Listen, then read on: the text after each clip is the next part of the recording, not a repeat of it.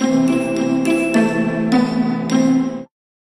here today with Jamie Mower from Michigan. Jamie and I have known each other for a very long time because Jamie's been sort of affiliated with BEI and has been involved in a lot of our programs, is an author and a presenter, and has done some of the most interesting sort of content on bringing together the ideas of estate planning and exit planning. And Jamie, I don't know if you know this, but there's a program that you did for BEI a number of years ago that had to do with balancing the estate plan and the personal plan and the exit plan, and it's just been hugely popular ever since. And so you're a little bit famous, and people who are connected with BEI will know who you are. And so today we thought we'd invite you in and maybe talk a little bit more about this sort of connection that you see and maybe expansion that you see in estate planning, in the world of estate planning, and why it is that being a traditional estate planner is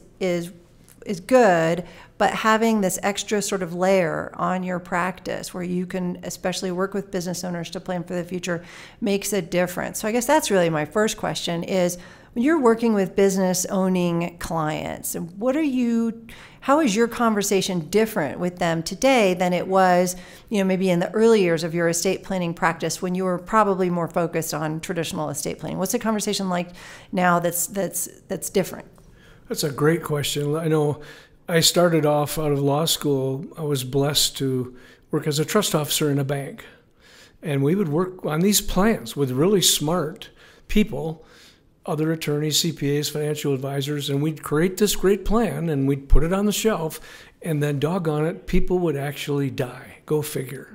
5 out of 5 die. And we'd take the plan off the shelf and go to implement it. And I'm going to say boldly that most of the time it didn't work. Two kinds of things in the world: things that work, things that don't work. And all I mean by that is you're looking down from your cloud, hopefully, and people are scurrying around implementing your plan. And oh my gosh, why are we paying these taxes? Why is everybody fighting? Why is it not working? What are these hassles and messes we're dealing with? And in addition to that, I got this business over here that nobody bothered to even ask me about what I would do with it or how would that work. The famous question, Frank, is if you had died yesterday, what would be going on around here today? Oh my gosh. And then they think about it, too late. So when I left the bank and decided to go into private practice and specialize in estate planning, law school had taught us to stay in our lane. Study the law, get your license, and then pick from those 15 areas of the law something that you're passionate about, because studying the law in and of itself is like watching paint dry. Agreed. So that experience with the bank, I liked people, I liked solutions up front. Let's think about the problems and solve them.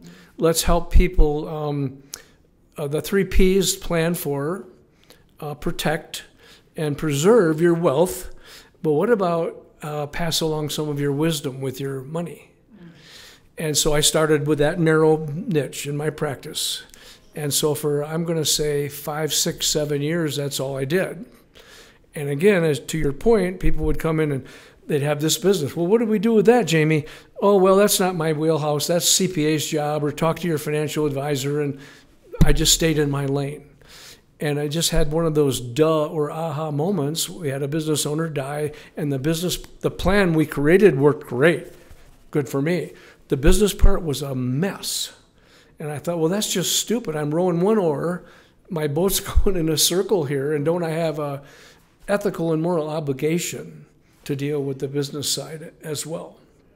And that's how I found BEI, of course. I figured someone else had to have thought of a way to do this. I'm a good lifelong learner, but I'm not the sharpest knife in the drawer. And I found BEI, and then John, bless John's heart, happened to be coming to Chicago for a boot camp. Well, that's 2 hours, so I blasted over for the boot camp and came under his charm and karma. Sure, this is John Brown, the founder of BEI, right? Yes, he's done a lot of those programs all over the place, and a lot of people have been to them. Exactly, and so right after boot camp, I said, well, John, what's next? And then, so I got involved and started working with you guys. Right, and so now, are the majority of your clients business owning? Is it 20%, but they're the funnest 20%, or what's your mix of clients today? But that is a great question. We really haven't done much analytics on the percentages. It's just that our main focus with my partner and I and our small little team is what people would call estate planning and what we call empowered wealth protection planning. And so we do workshops and seminars, our marketing to find families, and if they happen to also have a business, it's kind of backdoor. Okay. But the other way is by speaking pre-COVID. We do presentations and workshops, all my BEI tools, chamber events. If people will, obviously, if they'll let me talk, I'll talk. And we just give away the information. So with business owners, it's been little lunch and learns. I was invited to speak to Saginaw Valley State University, Stevens Center for Business, Family Businesses, or something like that. That was 10 counties. And so there was like 200 people on this webinar. Well, how else would I talk to that many people? Or the CPA or the financial advisor say, I have one client. Elizabeth calls me, let's just have a cup of coffee and a conversation in my conference room. So to me, the audience is as important as the message. You've got to deal with this because you are going to exit at some point, either die at your desk, carried out on your shield, or whatever the goal may be. Mm-hmm. And so then now, today, with, you have this sort of estate planning kind of, sort of theme throughout all of the work that you're doing, and you've got this business planning sort of expertise layered on top. And so what are the problems that you're helping people solve these days? Or what are the things that your business clients seem to care about more often than others? Every advisor that I talk to is in a little bit of a different situation, and so I just keep asking the question because based on your geography and wherever your clients come from and your personal sort of style or personality or background, it changes the things that you're helping people solve. And so, what are your main things? Because we've got business owners that listen to our content, we've got advisors that listen to our content, and they're all trying to place these ideas in sort of in their own lives or in their own firms and things like that. What are you working on? What do people care about? Well, the biggest problem I see is there is no planning. I mean, it's maybe 10-20% of any kind of plan at all. True. The last workshop we did, we had one of those people in the audience that's kind of the one that you want to tell them not to ask any more questions. The one with the pocket protector and excuse me, I have a question, excuse me, and everyone else is going, oh my God, let the guy talk. Sure. And he kept this and this and this and this, and people wanted to have the fruit and coffee. So how do you kindly extricate yourself from that? And I literally just too much coffee, but I kind of went out around to the table and I got right up in his face and I said, Frank, do me a favor, help us out here. Sure, well, Mr. Moore, I said, point at your head. Point at my head. Point at your head. And repeat with me, this is not a plan. And everybody, now we can have coffee. But really, I got to thinking about that. That's the truth. These owners and these families have some kind of idea about if you died or got disabled or retired or whatever, you changed, what would that look like? Mm-hmm. They've thought about it, but no one has bothered to counsel them and unpack that for them, that there's a process that we have at BEI to help you deal with this. Mm-hmm. And it's a logical 7-step process. And I found that a lot of my owners want to start with where I started, which was step 7, protect everything. I build all this stuff, how do I protect it? And we say, well, you can start there. It's a process, but if you want to start there, sure, that's okay. Or the other big one I see is no continuity. My own son-in-law, God bless his little pea-picking heart, has no plan in place. I finally, at gunpoint, gave the 1-page assessment to my daughter and said, sit him down and say he doesn't get his drink until he fills out. Where are the keys? What are the account numbers? If you had died yesterday, Jeff, yes, what would be going on around here? So I guess the biggest thing I see is not what are the specific issues when we get started. Just a lack of planning. To get people to start in the first place.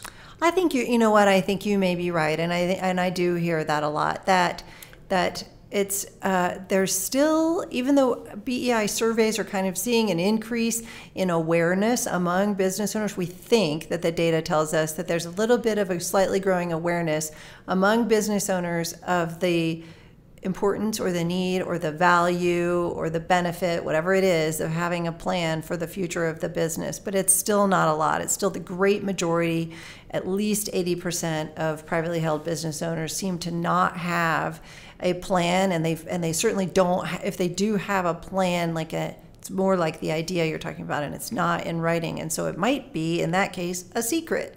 And so a secret is not also a plan, because nobody can help you implement your secret because they don't know about it. And so now you're working with business clients and you're helping them along, and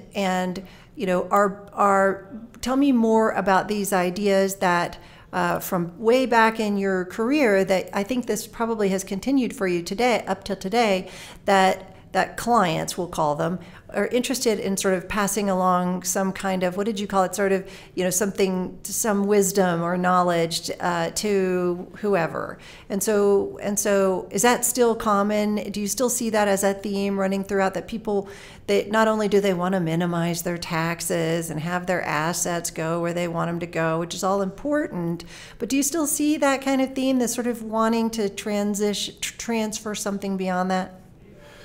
Well, yes, Elizabeth, it's an excellent way to put it. The other big myth that hasn't changed in the 40 years I've been doing this, believe it or not, is that somehow my family, my personal ore, and my business, well, that's all later. I mean, I'm rolling now. I got kids to feed, and we're living life, and my business is running, and yeah, I'm going to exit. I'm going to get disabled. I may die, but that's way down the road. So when I get close to that, maybe then I'll start to learn about this. So I find that if I just bring that topic up, listen, the longer time you have, the better exit you're going to have. This is not something you do at the end. That's a 911 plan. We hate those calls. Frank got hit by the beer truck. Can you help? Good Lord. Yeah, but it's going to be a mess. We'll start usually at the courthouse steps with the 4 dreaded words we never want to say, which are "Good morning, Your Honor." I mean, that is not a plan. So I'm constantly talking to people about the longer you have, the more time to think this through, the better it's going to be. So if you have 3, 5, 10, 15 years to do this, you're spot on. Don't wait till the last 18 months and let's go to market. I'm out of here. That's my son-in-law. When I'm ready, I'll sell it. Right. Really? And will you be ready then? Because no. Yeah, I think business owners think about this idea of their exit as exactly that. When I'm ready, I'll do this, and they've completely, or just, I think it's just a lack of awareness or a lack of understanding of what the differences could be, because there's no mention or thought to, when my business is ready, I'll have the flexibility. And so there's just a little bit of education. Business owners don't know what they don't know. And so it's not really their fault, but it's a great opportunity to say, okay, well, when you're ready, how do you know that your business will be ready? What will you have done to get your business ready? And if your son-in-law or another business owner says, well, I'll have a really good business. Okay, do you know what buyers look for? Do you know what they care about? Do you know what makes a strong and healthy business after a transition? Do you know what the business relies on you for? And you're going to have to do something about that if you're planning on not being there. So I think some of those, those educational moments can be really valuable, because business owners are so smart. It's funny though, if we bring up the thought process a little too early, then our human mind, that analytical side, you have Mr. Intuitive and Mrs. Analytical, whichever one you're talking to, you have to be careful about that. If I end up with Mr. Analytical, it's, well, I'll deal with that later. So I guess I would wonder, anybody even listening to this, how can we as a country, as a citizen in a country who wants it to thrive, because business owners are the country, let's face it. How do we get that message out through chambers or at church, or I got a bunch of guys I play golf with or something, about this idea that planning, the sooner you start investigating this analytically and emotionally, the better it's going to be. Don't wait on either your family or your business. The more we get that message out there, then there'll be more inquiry. Okay, Jamie, what is your video? Can I have a copy of your report? Can I read your book? Can I come to your webinar? Once that starts to happen, then the dynamic will change and more people will be looking for content and information, and then we can do our wonderful thing we do, which is hug them and yell at them and punch them and teach them and throw them on the floor and get the pen in their hand and make them do what they're supposed to do, to quote my granddaughter. You're supposed to have gray hair, Grandpa. You're the grandpa. That's right. That's right. So should I dye it? No, it's supposed to be gray. That's right. Exactly. So then, okay, on the grandchild theme, then, have you seen an evolution in how people think about what they want for their children or their grandchildren, what they want those? I've been hearing a lot in the last few days about people talking about making sure that they don't over provide for their children or grandchildren, and I'm not sure that was. I don't remember hearing about that quite so much. Maybe 20 or 25 years ago, or maybe I was just in different circles then. So, do you see any changes or sort of trends in the direction of how clients, whether they own businesses or not, want to treat their children and their grandchildren? How much or how little they want to pass on? That's a fascinating question, Elizabeth. I find that the psychology of that has not changed, only the discussion. So when we talk about this to begin with, everybody comes in, I got to take care of the kids. Well, but even on the airplane coming out and they say the oxygen mask appeared, what are you supposed to do with it? Take care of yourself. Put your own mask on first and then help those around you. So we have to back it way back up to what if you get alive and not well, disabled and not die, or one dies first, and then this, and eventually we'll get down to little Throckmorton and his issues. Mm-hmm. So it's always when I'm alive and well, I want to control it. When I'm disabled, I want to plan for that. But finally, when I die, business or family, I want to give what I have, a little or a lot, to whom I want.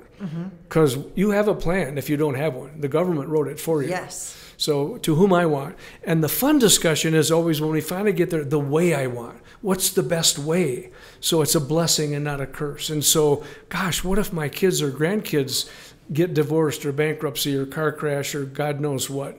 How can I give it to them so it's protected? This business I've spent my life building, how can it be passed on if I want to? Or maybe I just want to sell it. But if you don't think about it in advance, what the end result is, you end up with a plan that doesn't work. Okay. Yep, you're right.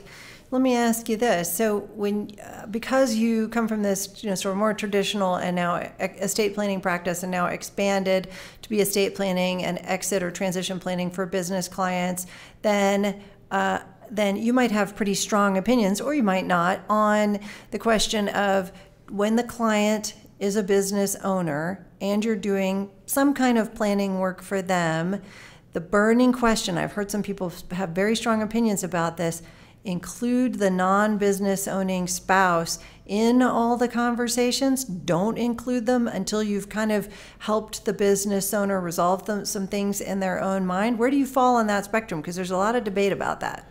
Well, we encourage always at some point, early, middle, later, review, update, whatever, have a family huddle. And if you want me to come in and referee and draw the boxes and talk about the why, what, wherefore, everybody has peace of mind then. That the mission of our firm is peace of mind, not just a piece of paper. Now, the irony of that is we end up producing enough dead trees to sink a bass boat. But our clients walk out of there with I think they know more about exit planning and estate planning than half of the practicing bar, quite frankly, because of the discussion we have about how it works. Not the legal technical, but what did I actually do here? Now, how do I go explain this to the kids? And why does my partner or my spouse or my significant other or whatever, why do they need to be involved? Because it impacts them. It's the pebble in the pond thing. And once they get a broader picture of who this may affect, even in my community, I think the last time you spoke, or John, you were talking to us about, even with a smaller Main Street business, if they go out of business, it may affect 15 to 30 other people in the community because of their involvement. No, it's just me and my business. No, it's way more than that. So if I can help them embrace a broader spectrum of their thinking, they're more anxious to plan because it's not just about me then.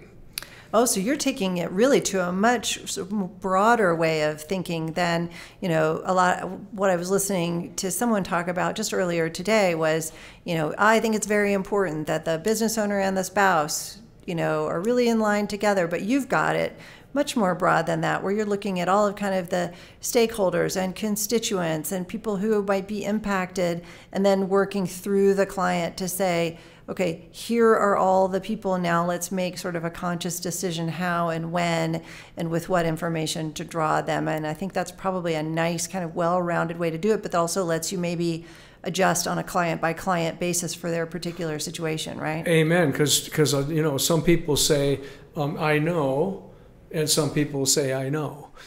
And the male chauvinist pig that I am would say, ladies normally say, I know, and us gentlemen, that's a bunch of hooey. Everybody's wired differently. But when you start that discussion about if something happened to you, my son-in-law, to your business, would that affect my daughter? Oh, yeah. Well, what about your kids?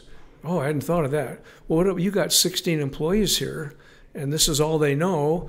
And what about your vendors and your suppliers? And if they'll go down that path, they embrace the planning quicker. But some of them are, I'm out of here, baby. I'm hitting the ball. It's up to them. If that's where they're at, we have to take that into consideration. But they tend to have a tendency to want to plan more when they think about more than just me and I, myself, and I. I get it. And ultimately that's why we plan, is so that we can accomplish those goals for the client and for those extra circles and connections and threads that they have throughout. So I think maybe we close on that for today, as having business owners who are listening and advisors who are listening really think more broadly about that pebble in the pond kind of concept and maybe get a new perspective on that. And I think that can help people maybe get some clarity about just maybe one thing that they can do to start, or one next step that they can take, is what are the consequences for all of those kind of dominoes in the array going to be. Clarity. That's the key word that you just said right there, is clarity. Because ultimately, from a helicopter view, there's two kinds of social capital. Self-directed social capital, which is planning, and government-directed social capital, which is Darth Vader, the IRS, and taxes and all that. So where do you want your social capital to go? It's all in your control. Mm-hmm. Or you can be like the great grandpa rocking on the porch, and little Throckmorton comes running out and says, Grandpa, can you make a noise like a frog? And he said, well, yeah, I guess I could do that. Why? He says, because Grandma just said that when you croak, we get to go to Hawaii.